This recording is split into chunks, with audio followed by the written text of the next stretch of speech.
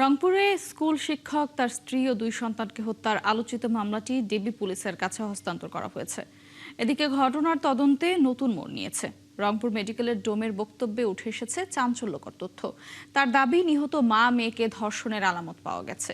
তবে ফরেনসিক কর্মকর্তা বলছেন আলামত সিআইডি ল্যাবে পাঠানো হয়েছে। প্রতিবেদন ছাড়া ধর্ষণের বিষয়টি নিশ্চিত করা যাবে না। যদিও শুরুতেই পুলিশ দাবি করেছিল ইয়াবা সেবনে বাধা দেয়ায় এই হত্যাকাণ্ড। সহকর্মী মাহবুব সুমনের পাঠানো তথ্য ছবিতে প্রতিবেদন। গেল বৃহস্পতিবার রাতে রংপুর নগরীর এই বাড়িতেই নৃশংসভাবে হত্যা করা হয় রংপুর জিলা স্কুলের সাবেক শিক্ষক গণপতি চক্রবর্তী, তার স্ত্রী ও 2 সন্তানকে। পরে ঘটনার তদন্তে নেমে 2 তরুণকে আটক করে পুলিশ। ওই দিনই পুলিশ কমিশনার জানান, শিক্ষকের বাড়ির ছাদে ইয়াবা সেবনে বাধা দেয়ায় বাবা মা ও 2 সন্তানকে নির্মমভাবে হত্যা করেছে তারা। তখন আমরা সন্দেহ করি যে যারা ঘটনা ঘটিয়েছে, ঘটনার আগে পরে হোক তারা ইয়াবা খেয়েছে। তবে চাঞ্চল্যকর এই হত্যার নেপথ্যের কারণ নিয়ে শুরু থেকেই দেখা দেয় নানা প্রশ্ন। রংপুর কোতোয়ালি থানা পুলিশ জানায়, বিভিন্ন আলামত, ফরেনসিক তথ্য, ময়না তদন্ত এবং সিসিটিভির ফুটেজ মিলিয়ে তদন্ত করছেন তারা। সবশেষ সোমবার অধিকতর তদন্তের জন্য মামলাটি কোতোয়ালি পুলিশের কাছ থেকে গোয়েন্দা পুলিশের কাছে হস্তান্তর করা হয়েছে। আমাদের তদন্ত কিন্তু শেষ হয়নি এবং তদন্ত এই যে পুলিশ রিপোর্ট দাখিল না করা পর্যন্ত কিন্তু এই তদন্ত আমাদের চলতে থাকবে। তখন পর্যন্ত যদি আমরা কোনো পাই, এমনকি যদি কোনো দিন কোনো এই পুলিশ রিপোর্ট দাখিলের পরেও যদি কোনো দিন এরকম সুনির্দিষ্ট তথ্য পাওয়া যায়, তবুও আমরা কিন্তু তাদেরকে আইনে আনার চেষ্টা করব।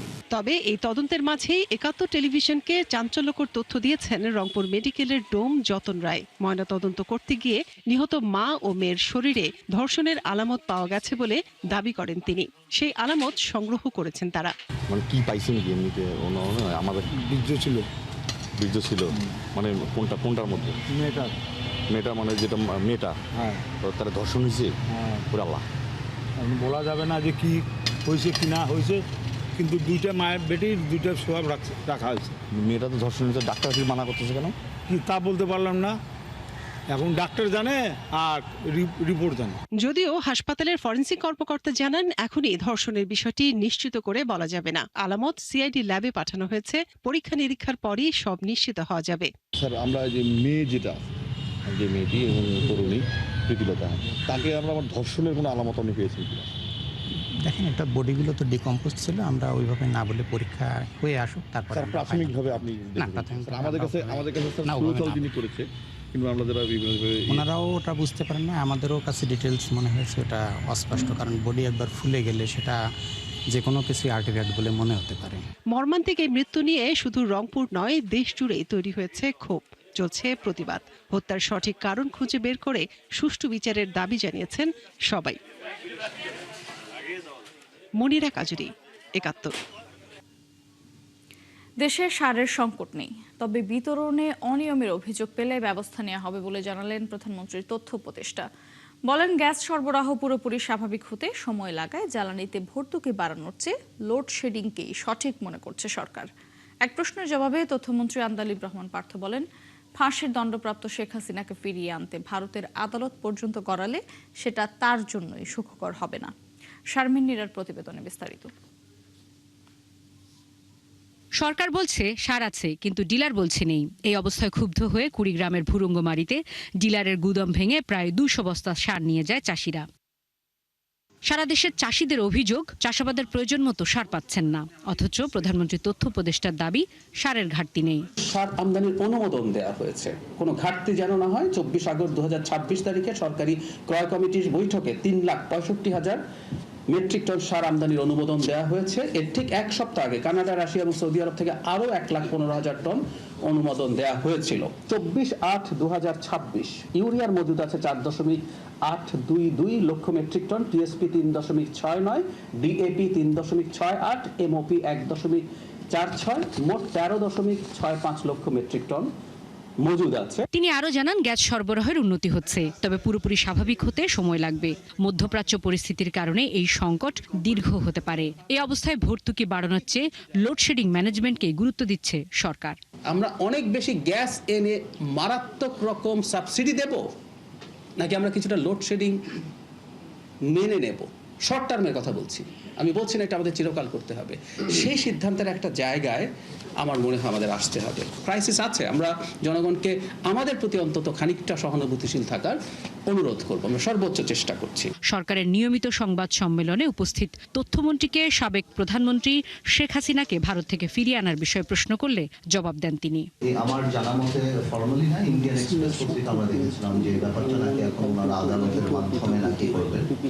তো সেই ক্ষেত্রে আমার কাছে অনেকখানি মনে হয় যে উনি গিয়েছিলেন একভাবে, ওই সরকার হয়তো পলিটিক্যালি এখন ওই দায়ভার নিতে চাচ্ছেন না বলে এটা জুডিশিয়ারির উপরে দিয়ে দিচ্ছেন।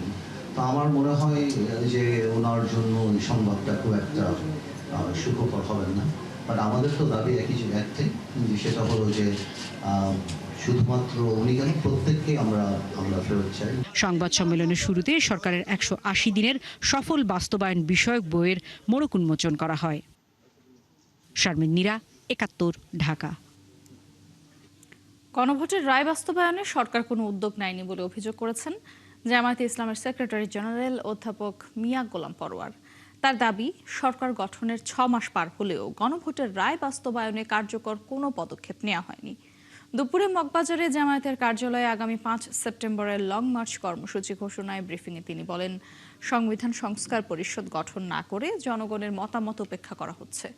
আরও জানাচ্ছেন সিফাত ফারুকী। মার্চ প্রোগ্রাম ঘোষিত হয়েছে, সেটা 5 তারিখ প্রথম। গণভোটের রায় বাস্তবায়ন সহ আরো 5টি দাবি সামনে রেখে রাজপথে নামার ঘোষণা দিয়েছে জামাত নেতৃত্বাধীন 11 দলীয় ঐক্য। সেক্রেটারি জেনারেলকে সাংবাদিকদের দৃশ্যে লং মার্চকে সামনে রেখে এ লক্ষ্যে আগামী 5 সেপ্টেম্বর রাজধানীর মতিঝিলে শাপলা চত্বর থেকে শুরু হবে তাদের লং মার্চ। চট্টগ্রামের লালদিঘিতে গিয়ে শেষ হবে কর্মসূচি। লং মার্চের কর্মসূচি ঘোষণার ব্রিফিংয়ে জামাতের সেক্রেটারি জেনারেল মিয়া গোলাম পরোয়ার বলেন, সরকার গঠনের 6 মাস পার হলেও জনগণের দেয়া গণভোটের রায় বাস্তবায়নে কোনো কার্যকর উদ্যোগ নেওয়া হয়নি। সংবিধান সংস্কার পরিষদ গঠন না করে সরকার জনগণের মতামতকে উপেক্ষা করেছে। দুঃখজনক হলেও ক্ষমতাসীন বিএনপি সরকার তারা এই গণভোটকে অস্বীকার করছে। তারা এটাকে সংবিধান বিরোধী বলছে। তারপরে সংবিধান সংস্কার পরিষদের শপথ নেওয়ার বিধান সংবিধানে নাই। তো এই সমস্ত সাংবিধানিক প্রশ্ন তুলে সংবিধানের ভুল ব্যাখ্যা দিয়ে একটা বিভ্রান্তি তৈরি করে আলটিমেটলি গণরায়কে এড়িয়ে যাওয়া হচ্ছে। জুলাই হত্যাকাণ্ডের বিচার, চলমান গ্যাস ও বিদ্যুৎ সংকটের সমাধান, আইন শৃঙ্খলা পরিস্থিতির উন্নতি, সরকারি সব পর্যায়ে দলীয়করণ বন্ধ এবং নিত্যপণ্যের ঊর্ধ্বগতি নিয়ন্ত্রণ সহ 5 দাবিতে এই লং মার্চ সফল করার আহ্বান জানান তিনি। গণভোটের গণরায় বাস্তবায়ন, এটা আমাদের প্রথম দাবি। 2 হচ্ছে জুলাই গণহত্যার বিচার। 3 হলো বিদ্যুৎ, তেল, গ্যাস ও দেশে বিরাজমান সার সংকট নিরসন, এটা আমাদের এই লং মার্চের দাবি। 4th, নিত্য প্রয়োজনীয় দ্রব্যমূল্যের ঊর্ধ্বগতি রোধ করা। 5ম, ভেঙে পড়া অবনতিশীল আইন শৃঙ্খলা পরিস্থিতির উন্নয়ন করা। 6 হলো সংকীর্ণ দলীয়করণের প্রতিবাদ এবং এটা বন্ধ করা। তবে গণভোটের রায় বাস্তবায়নের দাবিকে লং মার্চের প্রধান রাজনৈতিক বার্তা হিসেবে সামনে রাখতে চাই 11 দলীয় ঐক্য। এখনো চাই যে পার্লামেন্টে একটা নিষ্পত্তি হোক। সিফাত ফারুকী, 71, ঢাকা। বাংলাদেশের রোহিঙ্গা ঢলের 9 বছর পূর্ণ হলো আজ। 2017 সালের 25 আগস্ট নিজ দেশ মিয়ানমারে নৃশংসতার শিকার ও বাস্তুচ্যুত হয়ে দেশে আশ্রয় নেয়ার দিনটিকে গণহত্যা দিবস হিসেবে পালন করছেন রোহিঙ্গারা। এ উপলক্ষে সকালে কুতুপালংয়ে সমাবেশে নিজ জন্মভূমিতে ফিরতে বিশ্ববাসীর সমন্বিত উদ্যোগ প্রত্যাশা করেন তারা। সেই সাথে মিয়ানমারে মর্যাদাপূর্ণ জীবনযাপন চেয়ে সৃষ্টিকর্তার কাছে প্রার্থনার মাধ্যমে সমাবেশ শেষ করে আশ্রিত রোহিঙ্গারা। কামরুল ইসলাম মিন্টুর প্রতিবেদন, ছবি তুলেছেন হেলাল উদ্দিন। ওখিয়া কুতুপালং 4 নম্বর ক্যাম্পে হাজার হাজার রোহিঙ্গা জড়ো হয়েছে, যারা আজকে জেনোসাইড ডে হিসেবে পালন করছে। কারণ 2017 সালের এই দিনে রোহিঙ্গারা মিয়ানমার থেকে নির্যাতিত হয়ে বাংলাদেশে আশ্রয় নিয়েছিল। সহায় সম্বল, মা বাবা ভাই বোন সব কিছু হারিয়ে, ভিটে মাটি সব কিছু ছেড়ে তারা বাংলাদেশে এসে আশ্রয় নিয়েছিল। জন্মভূমি ছেড়ে আসার এই দিনটিকে স্মরণ করতে মঙ্গলবার সকাল থেকেই ক্যাম্পের ফুটবল মাঠে জড়ো হন রোহিঙ্গারা।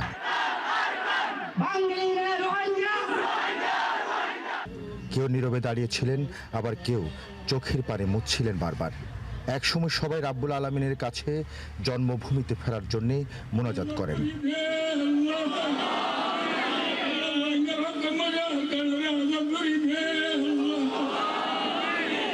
আরা চাই আর মানে বিচার গান গরিয়র আরারে মানে আর দেশত আর ফেরক দিত আর দেশের মধ্যে আর যেত সর চাই এত আর দেশের মধ্যে আরো ওয়াফিজ যাবল্লা চাই। এর আগে রোহিঙ্গারা বলেন তাদের মন পড়ে আছে জন্মভূমিতে, যেদিনই নিরাপত্তা পাবেন সেদিনই ফিরে যাবেন নিজের মাটির কাছে।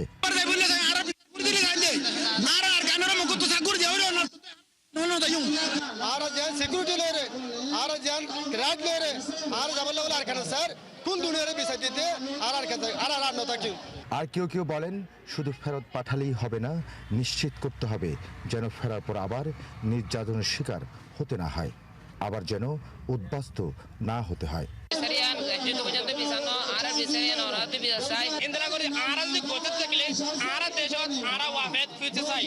রোহিঙ্গা নেতারা সাংবাদিকদের জানান ক্যাম্পে জন্ম নিচ্ছে নতুন প্রজন্ম, কিন্তু তাদের ভবিষ্যৎও আটকে আছে এই আশ্রয় শিবিরে। এখন তাদের দাবি আরাকানে নিরাপত্তা অধিকার ও মর্যাদা নিশ্চিত করার, আর এই জন্য লাগবে বিশ্বের সব শক্তিধর দেশের সমন্বিত উদ্যোগ।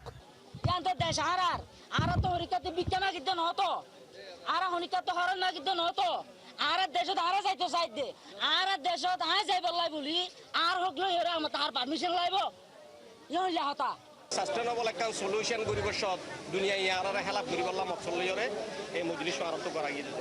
প্রার্থনা শেষে মাঠ ছাড়ার আগে রোহিঙ্গাদের কণ্ঠে ছিল বাংলাদেশের প্রতি কৃতজ্ঞতা। কামরুল ইসলাম মিন্টু, ৭১, কক্সবাজার। গত ৯ বছরে রোহিঙ্গা সংকট আরও ঘনীভূত হয়েছে এবং মিয়ানমারের অভ্যন্তরীণ পরিস্থিতি আরও খারাপ হয়েছে বলে মন্তব্য করেছেন পররাষ্ট্র প্রতিমন্ত্রী শামা ওবায়েদ। বিকেলে পররাষ্ট্র মন্ত্রণালয়ে সাংবাদিকদের সঙ্গে আলাপকালে তিনি কথা বলেন। প্রতিমন্ত্রী জানান, বাংলাদেশে আশ্রিত মিয়ানমারের নাগরিকদের দেশটিতে ফেরত পাঠাতে চীন, মালয়েশিয়া ও তুরস্ক সহ অন্য দেশগুলো সহযোগিতার আশ্বাস দিয়েছে। সংকট সমাধানে জাতিসংঘ সহযোগিতার আশ্বাস দিয়েছে। প্রশ্নের জবাবে প্রতিমন্ত্রী জানান, মানবাধিকারের প্রশ্নে সবসময় দৃঢ় অবস্থানে বিএনপি সরকার। বিগত সরকারের সমর্থক হলেও সুনির্দিষ্ট অন্যায় না থাকলে সেসব মামলা প্রত্যাহারে কাজ করছে সরকার। স্থানীয় সরকার নির্বাচন হবে স্বচ্ছ ও গ্রহণযোগ্য। জনপ্রতিনিধিদের নির্বাচিত হতে হবে জনগণের ভোটে। মনোনয়ন পেলেই নির্বাচনে জিতে যাবার সুযোগ আর নেই, বলেছেন নির্বাচন কমিশনার আবুল ফজল মোহাম্মদ সানাউল্লাহ। তার মতে, স্থানীয় সরকার নির্বাচনে সবচেয়ে বেশি সহিংসতা হয়, তবে আর সহিংসতা চায় না কমিশন। ফরহাদ ইবনে মালিকের প্রতিবেদন। বাংলাদেশের সংসদীয় নির্বাচন ও জাতীয় গণভোট 2026-এর নির্বাচন পর্যবেক্ষণ প্রতিবেদন উপস্থাপন ও স্টেক হোল্ডারদের সাথে সংলাপ উপলক্ষে এই অনুষ্ঠানের আয়োজন করে alliance for free election and democracy AFED. দুটো কথা না বললে আমি এখান থেকে সংলাপে ইউএন ডেলিগেশনের লিগ্যাল এইডের প্রোগ্রাম ম্যানেজার ত্রয়োদশ জাতীয় সংসদ নির্বাচনকে একটি গণতান্ত্রিক নির্বাচন বলে আখ্যা দেন। বলেন, সামনের দিনগুলোতে এটি একটি দৃষ্টান্ত হয়ে থাকবে। So I believe like this election was really an exceptional democratic. একটি গণতান্ত্রিক নির্বাচন হয়েছে। আশা করি এই নির্বাচন একটি দৃষ্টান্ত হয়ে থাকবে। নির্বাচন নিয়ে আমরা যেসব সুপারিশ দিয়েছি, আশা করি সেসব বিষয়ে গুরুত্ব দেওয়া হবে সামনের নির্বাচনে। Election in the world this year, so it's really notable. সে লক্ষ্যে স্থানীয় সরকার নির্বাচন সামনে রেখে বেশ কিছু পরামর্শ দেওয়া হয় আফেদের পক্ষ থেকে। অনুমোদিত পর্যবেক্ষকদের নির্বাচনের সব পর্যায়ে পর্যবেক্ষণের আইনগত অধিকার দিতে হবে। প্রতিবন্ধী ব্যক্তি ও পর্যবেক্ষকদের জন্য ডাকযোগে বা বিকল্প ভোট দেওয়ার ব্যবস্থা প্রবেশিকার নিশ্চিত করতে হবে। সংসদে নারীদের প্রতিনিধিত্ব বাড়ানোর জন্য কার্যকর ব্যবস্থা নিতে হবে। বিশেষ করে মনে রাখতে হবে, সরাসরি নির্বাচনে মাত্র 7 জন নারী নির্বাচিত হয়েছে। বক্তব্যে নির্বাচন কমিশনার আবুল ফজল মোহাম্মদ সানাউল্লাহ বলেন, স্থানীয় সরকার নির্বাচন হবে স্বচ্ছ ও গ্রহণযোগ্য। প্রার্থীরা মনোনয়ন পেলেই নির্বাচনে জিতে যাবার আর সুযোগ নেই। Local government election in Bangladesh become even more violent. ওই যে বাংলাদেশে যে সংস্কৃতি চালু হয়েছিল, নমিনেশন পেলেই I am elected, no, this is not going to happen. Election will be transparent, free and fair. এটা আমরা নিশ্চিত করবো ইনশাআল্লাহ।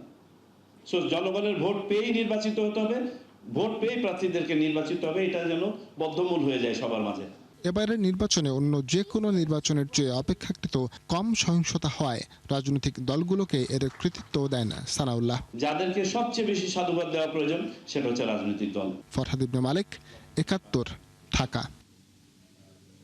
দর্শক, চলছে সংবাদ সংযোগ। সরাসরি সংবাদ অনুষ্ঠান দেখতে চোখ রাখুন ৭১-এর ফেসবুক পেজে এবং সাবস্ক্রাইব করুন ৭১-এর ইউটিউব চ্যানেল। থাকুন ৭১-এর সাথে।